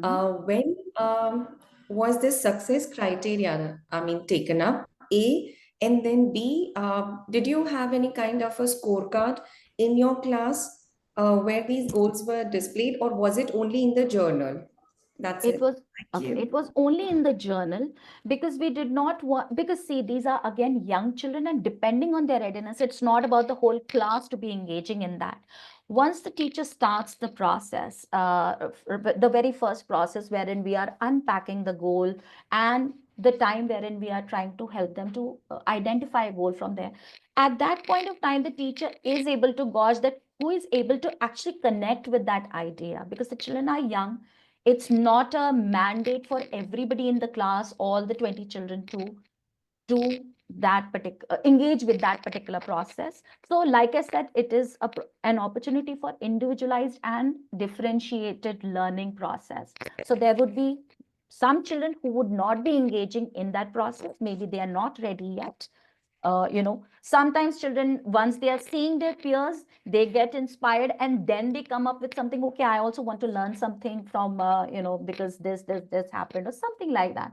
So that, though that start process is different for each, not each, but many children, it is different, like that. And success criteria, once the child has identified the goal for themselves. See, the children, when they have anything in the mind, they would come up because they already have some visualization of it in their mind. Like, for example, I will share one example. The child said that I want to learn swimming. So we were like, okay, we are anyways doing swimming in school. There is a swimming lesson. So what more the child would be wanting to do? And then we asked, okay, when do you think you would know that you have learned swimming? So he said, my older brother, he deep dives and he goes and touches the bottom blue tile of the pool. That's what I want to do. And the day I will do that, I would know that I have learned swimming. So it happens along with that only. So if a child is identifying a goal, they would know what is their success criteria. Yeah, so I have a point of discussion and a question both. So I'll start with point of discussion.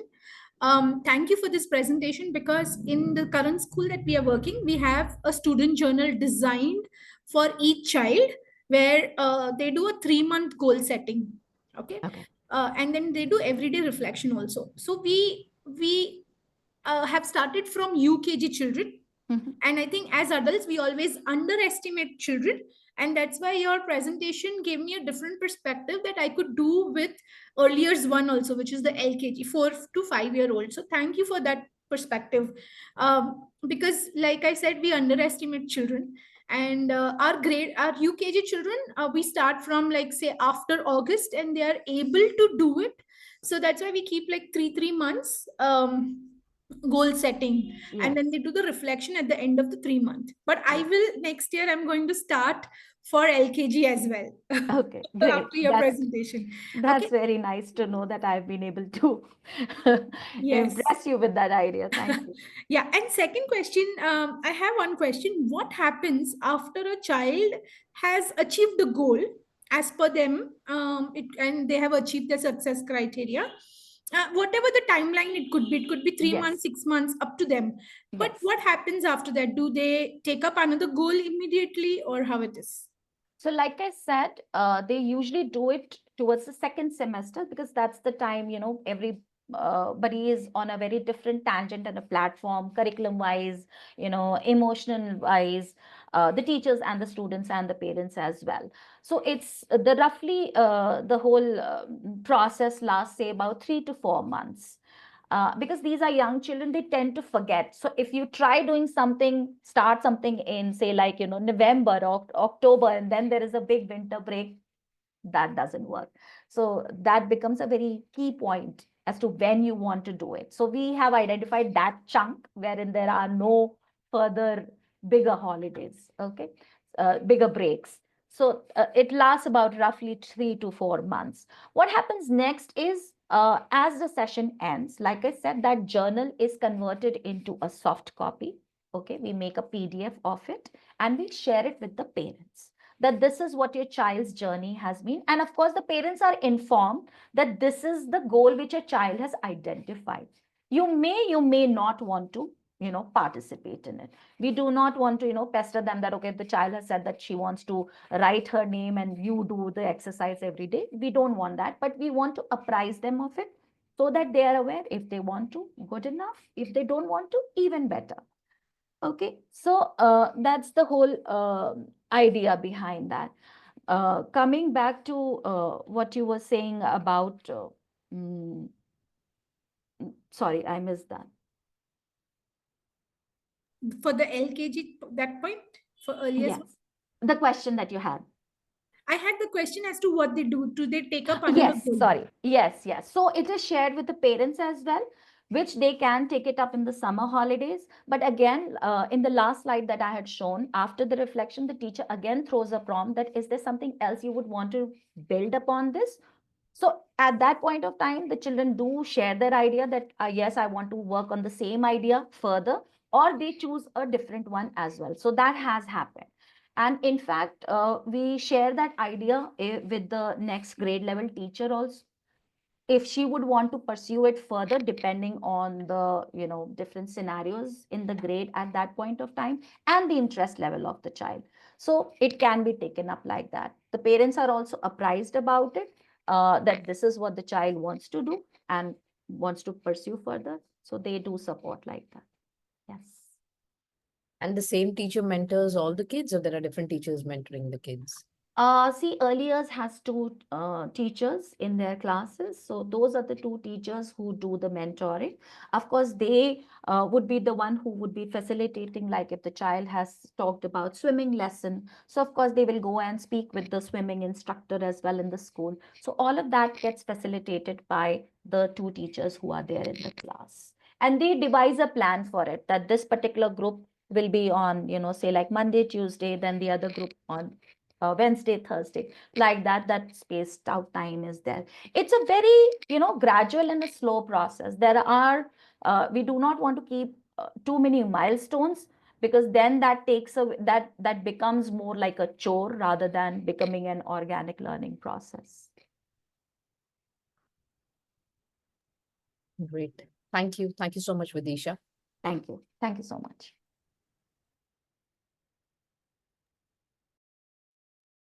So the next presenters are Miss Reshma and Miss Pooja. They'll be presenting as a pair on science subject. Good morning, one and all. I myself Reshma and my Hello, friend. I'm Pooja. We are ECC teacher training from the current batch from Indian Women Scientists Association. We are participating in a science category under innovative experiential teaching strategies. Our topic for today is innovative life cycle of a butterfly. Fly, fly, fly, butterfly. Let's start with the presentation. Now, you know, the butterfly was not a butterfly before. It was an egg, right? It was an egg. Later on, when the egg hatches, a caterpillar comes out of it. Then later, the caterpillar is hungry. He keeps on eating, eating, eating. And when he is tired of eating, he wants to sleep. So he makes a form of pupa around itself and hide it itself and starts sleeping. Then after a weeks, what happens is a big colorful butterfly comes out of it. So this is a normal life cycle of a butterfly.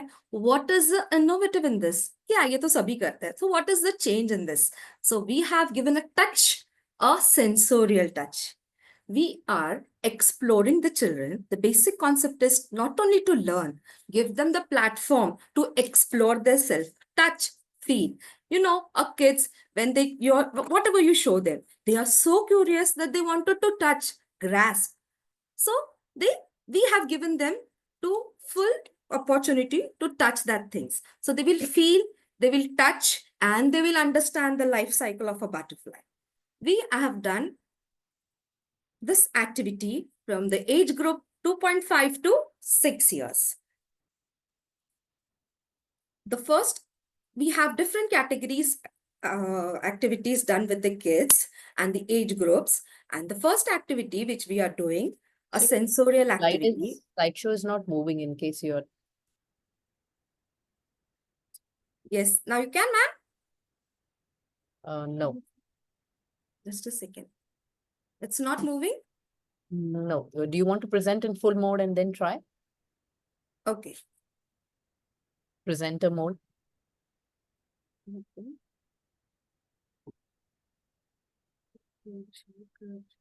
So you click on slideshow. Yes. Or from current slide also you can do.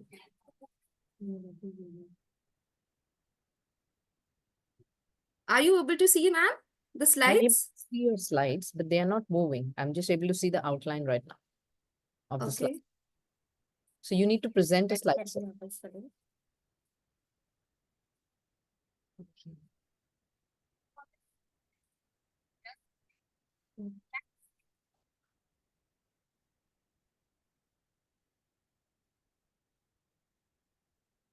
Stop share and share again.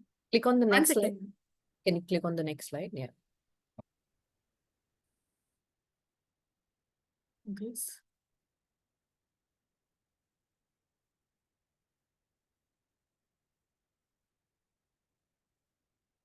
Is it okay now, ma'am? Yes.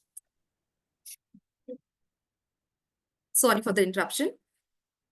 Yes, so now with the nursery kids, we are having a sensorial activity where a group of kids will be sitting and they will be giving a different colors pom-pom. And we have already made a caterpillar with the heads on it.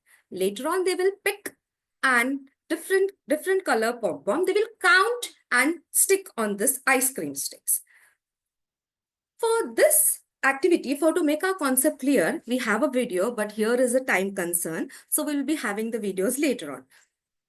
So while doing this activity, what they learn is to count, to use their brain and to revise the colors and counting. And what gives also gives a fine motor skills, their social development, like they sit together, they share, and they do this activity.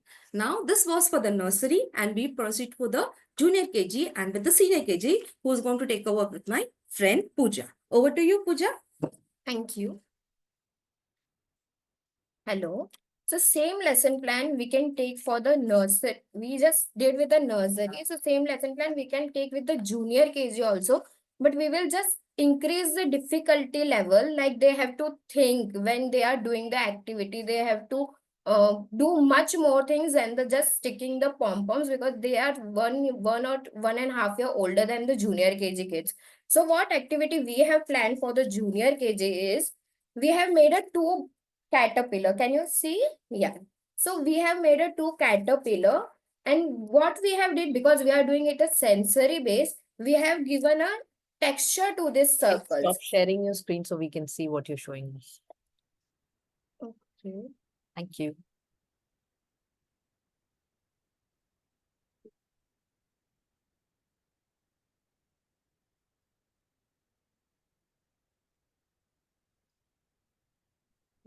Some problem is there. Okay. Okay, Can you continue. see the caterpillars? So yes, we have made the two caterpillar. One is fully ready, and we will stuck that ready caterpillar on the board. And one is like this form, a different circles. What kids will do? Kids will come one by one. They will feel the texture. Like this one is fluffy. This one is a pricky.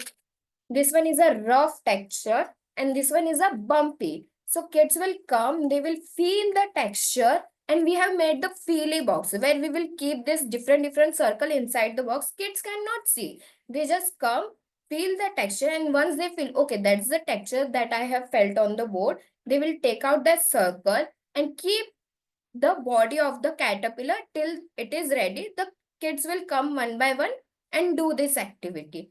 And same lesson plan we will do with the senior KG kids also. But again, the difficulty level is little bit increased. They have to think in the next activity. Okay, like this is we have to do. Like we have made these big circles where we have shown a life cycle of butterfly.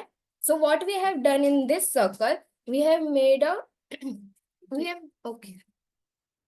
Can you see now? So we have made this circle. For the eggs, we have used the rice. For the caterpillar, we have used the spiral pasta. For the pupa, we have used the shell-shaped pasta. And for the butterfly, we have used a bow pasta. So what kids will do in this, we have made a smaller circle. Once we are done with the explanation about telling a life cycle, about telling a story of how butterfly comes up as butterfly, we will give this smaller one to the kids. And we have done exactly like the bigger one. What kids will do, we have kept a ball ready of different pastas. When we are done with the explanation, we will give this to kids. Kids will come and pick the pasta, and they will place it according to the names we have written here. So for their understanding, we have also draw a picture, a smaller one, so they can understand, okay, if in case they are not able to read it. So this is our lesson for the nursery, junior KG and the senior KG. What benefits they will get? See, I have a picture over here. When you can see, we have done it with the kids. Okay. And this is how they will do. We have written everything. I hope you have seen the PPT. So what children will learn, they will identify with the junior KG, they will identify the colors and they will learn the numbers. With this activity, they will learn a new words, like they don't know pricky, bumpy, smooth, everything. They will learn the new words.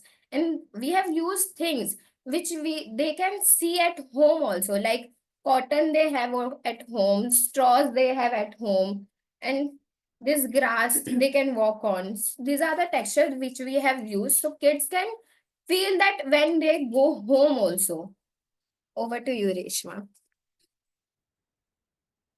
So this was the activity which we are done on the life cycle of a butterfly. It's a sensorial based, and this was the of the topic. And we are thanks for giving this opportunity, for giving your time. Thank you so much. Yes. Thank you, Reshma and Pooja. If you can stop sharing your screen and just show us. Yes, sure.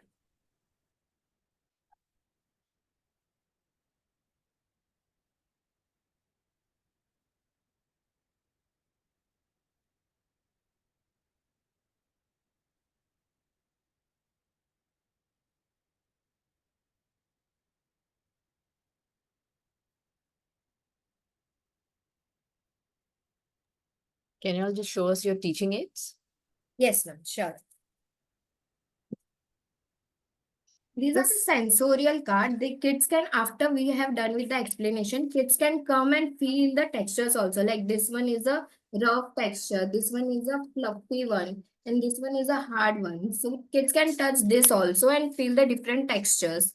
And this we are using for the caterpillar, the bumpy and soft, bubbly, and pricky. And this one is a rough.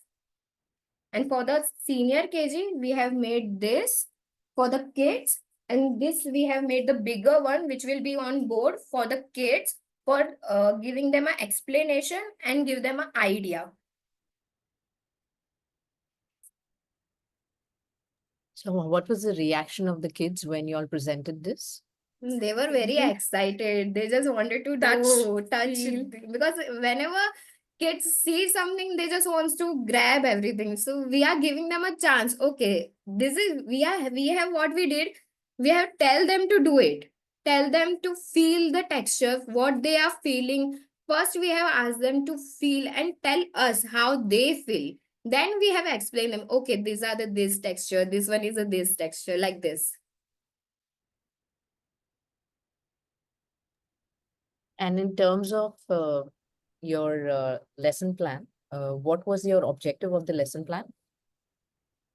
To give them a feeling and where they Sensory. will learn the numbers, they will learn the colors, they will know the shape, different shape, like we have used the pasana here. So they will learn the different shape also. And main thing is they will touch and they will feel. Okay, this one is different than that one. They learn all the touches, the textures. They comes to know. They know this is grass, but how it is. How This is it feels, they bubbly. don't know This is that. bubbly. So they come to know the different textures. Nice. Thank you. Thank you, Ma'am. ma'am. Any questions by the jury members or anybody in the audience would like to ask anything? So I would like to know, Reshma and Pooja, what was the duration of this particular lesson? Like one class, if it is one class, was it 30 minutes or 20 minutes? Okay, we did with the, I guess 8-10 childrens were there and we did it with the 30 minutes, ma'am. 30 minutes. Okay. Yes. So in these 30 minutes, how much time did you talk as a teacher? What was your talk time and what was the doing time for children? The initial explanation was 10 minutes for us, and then they'd have the activities, and then they were talking. We were also talking in between, and we had interaction as the goes on. Okay. Because the children are doing, we also have to relate with them. We also have to be continuous with them. We cannot stop at that time after speaking in starting. We have to continuously be with them. Hey, Baba, this. They understand the concept, but we have to guide them. Correct. So when you guide them, what were specific questions? So when they came to you to touch and feel, you gave them all the textures you gave them together, like in one. ma'am. No, one One by activity as we have showed in the PPT, one caterpillar was made on the board. They just felt all. And then one by one in a turn, they came and they picked from the feely bag and they were placed on the table, the caterpillar on the other side. Okay. They have to make the shape of a body. Okay. Were there any specific questions that you asked them when they were doing the touch and feel? Okay, we asked them for the pricky one, pricky and rough, because they were telling, okay, ma'am, ye chubh raha hai. But when they were touching the soft one, they were like, okay, yeah, acha, but ye ma'am chubh raha hai, ye mujhe acha nahi laga. That was the reaction. Okay. Okay. Yeah. And last question is, how did you check their understanding? Okay. So, ma'am, understanding we get by, we don't ask them, but when they were doing the feeling back thing, okay, they were pretty much, we have seen the video, when they are doing it, now they are actually taking out the correct one, which they have felt on the board. They are taking the exact that circle that they have feel. So we understood by that, okay, they learn and they understood what we are trying to tell them. And at the end, we show them the flashcards and we ask, how is the butterfly life cycle going? What comes the first? After the eggs hatch, what comes the next? That is caterpillar. So we just randomly ask kept the them a flashcard. questions. They used to pick up and they used to tell this. Great. Okay, thank you. So you all use the presentation to explain to the kids, or you all use the teaching aids to explain the kids? Ma'am, teaching aids we Teaching aids. used. Presentation is just for us, right? Yeah, ma'am. I want to do. Yeah. Okay. And was there a story narrated, or it was just the explanation as per the Actually, ma'am, there was a story, Story. but here is here a the time limit. That's why we have skipped that. Got it. Got it. And the story was followed by what? The That activity? was the butterfly that that yes. was the The butterfly puppets that, were puppets we puppets have that we made. are using for the story, but we have skipped that because of the time limit. Okay, great. Yeah. Thank you. I just wanted to understand the flow of the activity. Great. Any questions? I was just thinking, should we run a poll? So, yep. Thank you, Reshma and Pooja. Thank you so much. Thank you so much. Thank you so much, Your ma'am. teaching aids were really creative and hands-on. It was not only teaching the concept to the kids, but it was also helping the children explore different textures. So that's where I saw the integration as well happening. But just the last question. As an activity, did the children make the caterpillar? Yes, ma'am. It Because is. we have made a two caterpillar. That's why. We And just for the stuck the junior head kids, on we it. just stuck the head. They have to make the full body. Oh, okay. Lovely. Yeah. Thank you. Thank you. Thank you. I'm just going to be launching a poll. Shilpi, are there any other participants? No. So for this session, we are done with all the participants. We'll start again at 12:15 with the next round. Right. So the participants, we're just going to run a poll for the last 4 presentations that we saw, and the attendees can definitely continue with the next session as well. So I'm just going to run the poll now.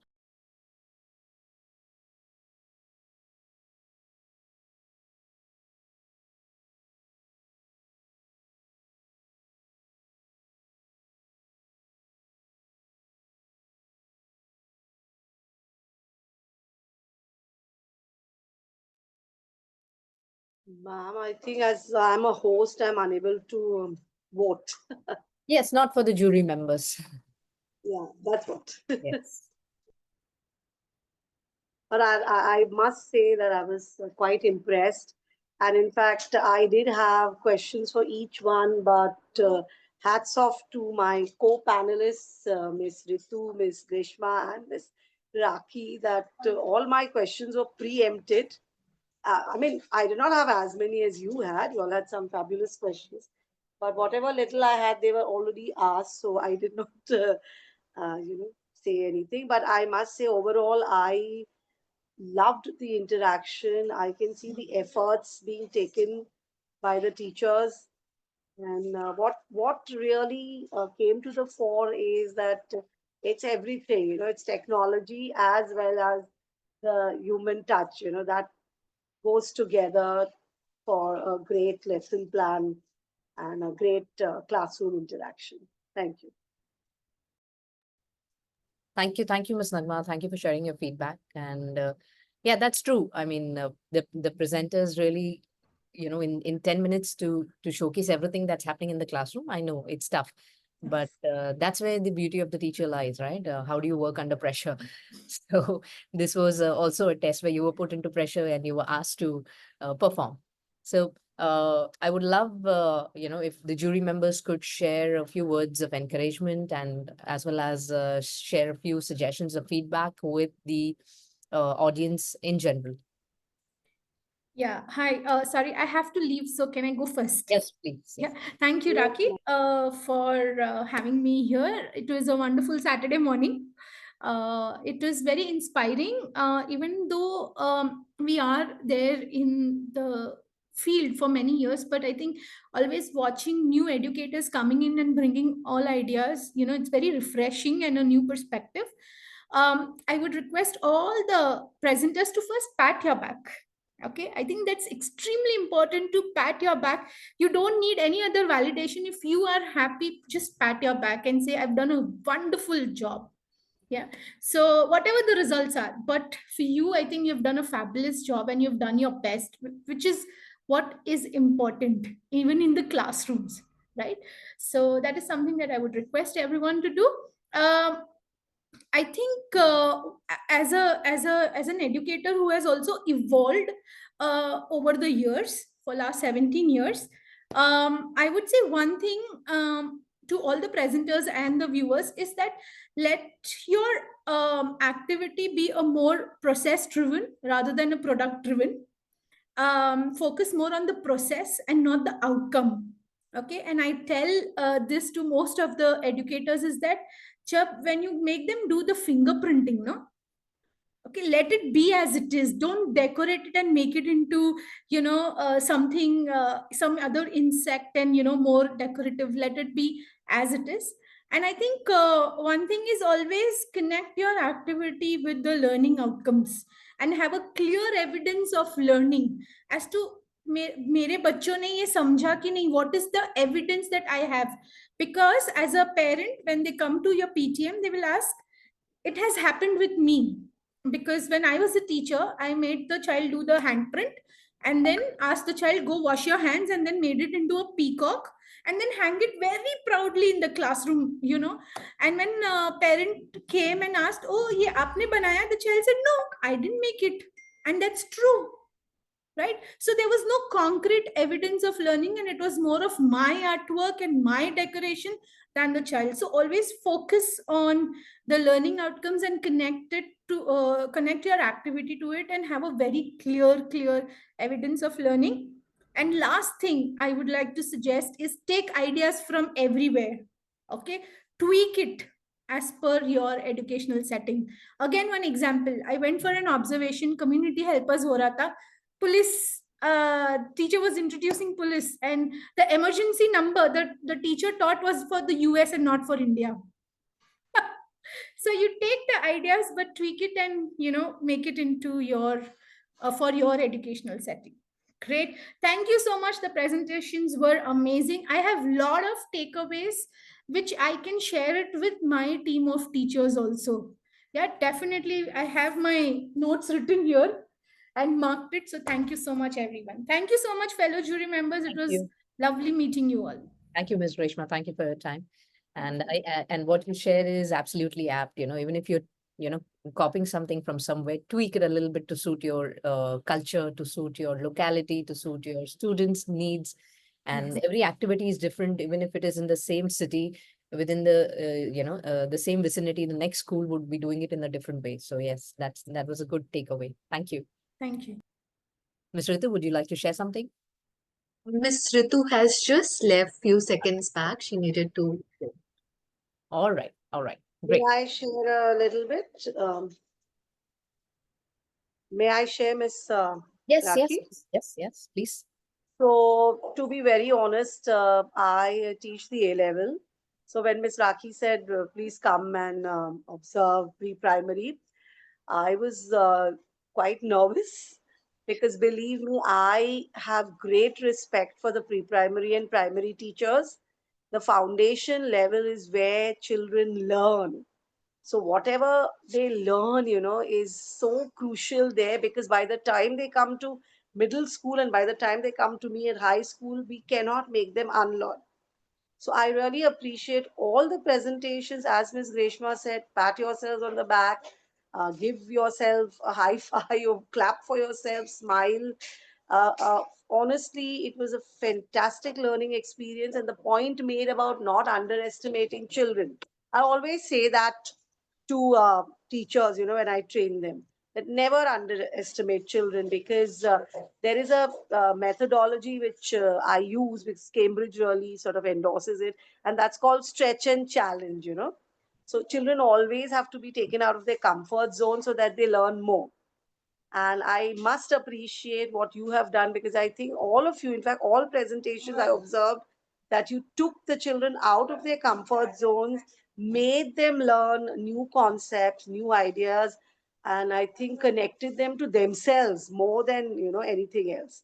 So thank you very much, everyone. Thank you, Ms. Raki and Ms. Shilpi, for all the support, and thank you, participants, as well as the contenders. Thank you. Thank you so much, Ms. Nagma, for being here. I understand that you were asked to be here for pre-primary and primary, but I thought it just opens up perspectives for the educators also, when Absolutely. try to make it inclusive, and we also want suggestions from educators who are as experienced as you, to give a unbiased view of the entire presentation. So that was one of the motive behind Yes, getting thank you you so here. much, Ms. Haki. And So I thank must you. appreciate all the participants. I think what is Absolutely. important is your honesty and your authenticity and your intentions, So that came across very strongly. I just loved that. I loved all, the teaching aids, whether they were technology based or manual, that is made by hand. Fantastic. Thank you. Great, great. Thank you. Thank you so much, Ms. Nagma, for being here, and hope you have a nice day ahead. And we will take a short 1 minute, 2 minute break. Is that okay? The participants ready for the next round? So the next presentation is by Dr. Vasudev, but which is scheduled at 12:15. We can We can take a 2 minute bio break. 2-minute break. Yes.